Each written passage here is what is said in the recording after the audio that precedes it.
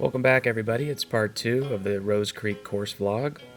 I will say that this round was kind of strange, and although the video isn't over, I can tell you without kind of spoiling anything that I was having a really difficult time feeling comfortable with my swing and my game, and I'm not really sure what the deal was, because my game drastically improves in the upcoming videos that I filmed, and I don't know, I think I was maybe just teetering on the edge of embracing some of the things that I've been working on, but I hit this drive pretty damn well, just shy of this bunker, which I would say is probably about 275, 280-ish. If I remember right, I have about 142 yards here with a soft 9-iron. And I thinned it a little bit. Really wasn't that great of a swing, so it ended up here on kind of the front of the green because it hit a undulation right in front of the green, like a false front, and just kind of checked up there. I put a decent stroke on this, I just didn't give it enough, and you know, that's on me.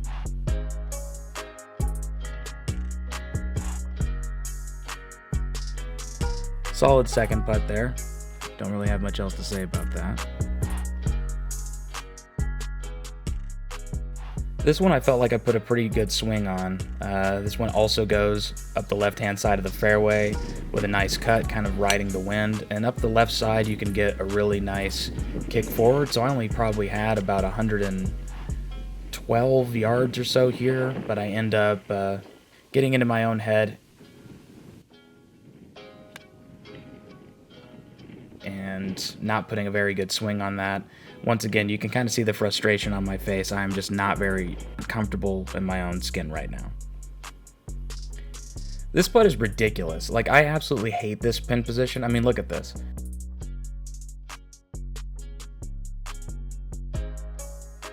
Gets within about 5 feet and then just goes down this little valley for some reason. Like, it's just such a stupid pin position.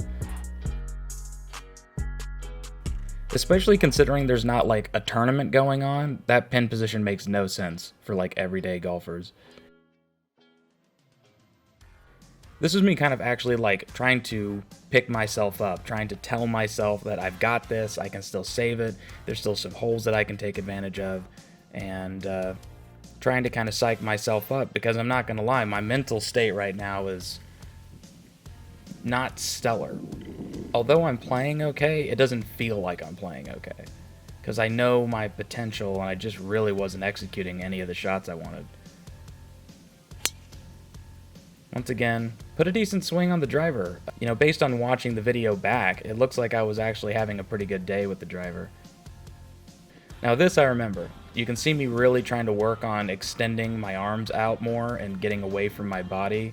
This is a 6-iron. And I put a really good swing on this, it's just the wind, I misjudged it, and so it kind of balloons in the air. But just by the way that that ball takes flight, I can tell that I hit it solidly because it's like a low riser. And it ended up short of the green here, so it left me with probably about a 25-yard chip. Really sucks that that didn't check up. I remember feeling like that ball was definitely going to bite, and it just didn't. It must have been a really hard green. Good putt, just didn't drop, you know? That's how it goes sometimes. This is probably one of the best swings I had of this round. This is a 5-iron. This hole is playing about 196 yards today, slightly downwind. I just put a really nice smooth swing on it. Hit it about 10 feet left of the pin, and I thought it was going to kick to right at it, and ended up landing about pin high and going about 30 feet beyond the pin, maybe 40. This putt right here, yeah, it's for birdie and all, but I put a terrible stroke on this putt. I didn't play it out enough, I could not get a good read on it. I remember being really stumped by what this putt was going to do.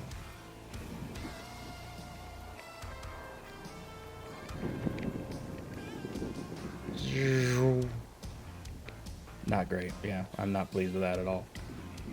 I just was so pissed. I just walked up and hit this one right after recording, and luckily I made it.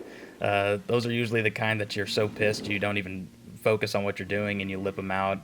This is me once again trying to talk to myself and get myself in a good headspace, because I know very well that there are a couple of holes coming in, this par 5 and another par 5 on the 18th, that I could really save this round. I can finish strong, but I have to get into a better headspace, because when you really just start to let yourself go, it just spirals. But I put a good swing on this one. I hit this kind of high cut over towards the right-hand side, and it actually catches the cart path. That's why I'm kind of eyeing it down, because there's some bushes there. It hits the cart path, goes over the corner of the bushes, rolls up the cart path again, and then comes off to the left here. So I believe I had 150-ish yards here up the hill, and I elected a 7-iron because it's so steeply up the hill.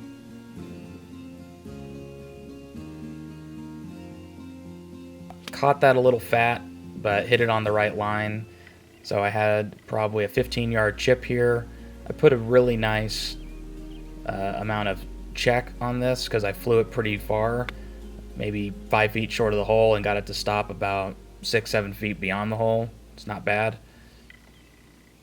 That's me just showing you where the ball ended up. Best stroke of the day right here. Just walked it in. Felt it right off the blade. Okay, now this hole is kind of stupid. I hit a tee shot to the very front portion of the green here, and I believed that I was recording, but apparently what I did is I double hit it, so I stopped recording, and I didn't record any of the putts, and I 3-putted from about 30 feet. See, this is me hitting it again thinking I stopped recording, but I actually started it again. So this is just a sped up clip of me driving to the next hole thinking that the camera's off. I know, just, you can really see that college education coming in play right here, you know. I mean, flawless execution, a real genius move. Surprised I didn't continue doing it on the next hole. Alright, so the next hole. This is that one par 4 that has that water to the left. When I shot an 80, I basically was almost in it. I put a great swing on this driver. I hit a nice fade up the right-hand side. I was like, oh, that's right between the two bunkers. Nope. Hit a hard patch of the fairway, or a sprinkler head or something. Kicked it hard to the right. Put me right up against this lip. So I elected to go with an 8-iron because it had the most soul, and I thought I could get it high enough to get over that lip, and put a really good swing on it. Hit it really solid. You can't tell from this angle. There was no place really for me to put the camera, and I didn't trust putting it in the bunker yet because I hadn't done that yet. Yeah, it ended up right about here. It kind of hit on the front edge of the green and spun back.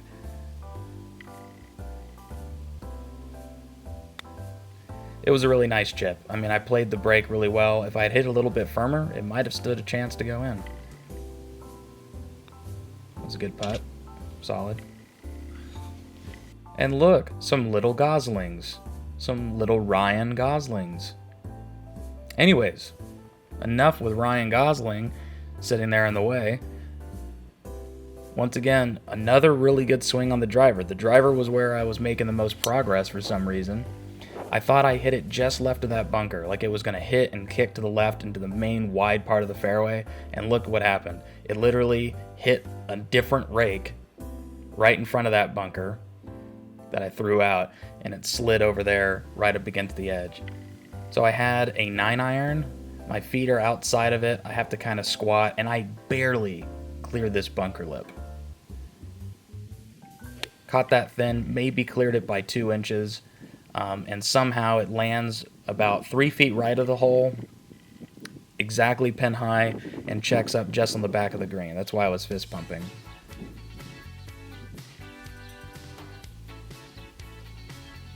This putt, I thought I had.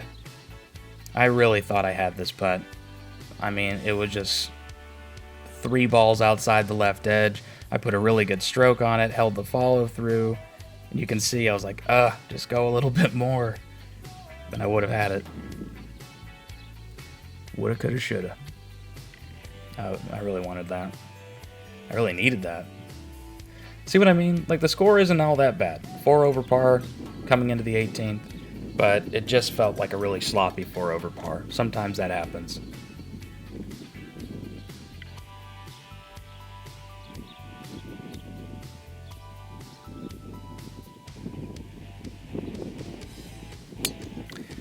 I double crossed that. I was trying to hit kind of a cut, going with the wind to get more distance.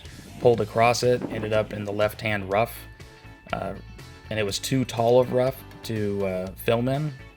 So what I did is I put the camera out in the fairway and kind of pointed it back at myself from a front angle instead of behind, like on my swing plane. So this is me just taking a 6-iron, just trying to hack it out into the fairway.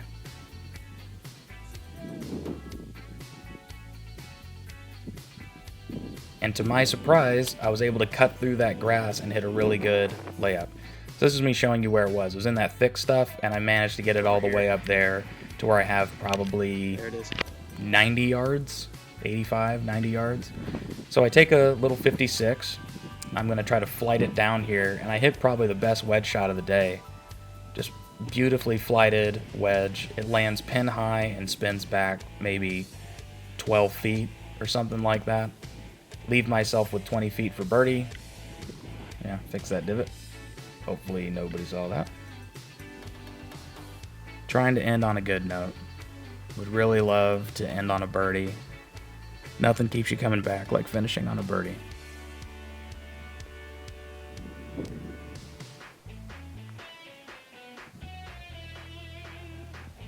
But of course that didn't happen. I mean, I was just trying to make you feel like you were a part of it.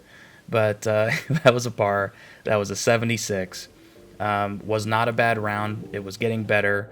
And believe me, the videos to come are going to be way, way better. I really start to play some great golf. And remember, everybody, when the going gets tough, the David gets golfing. Hey, feeling good, like I should.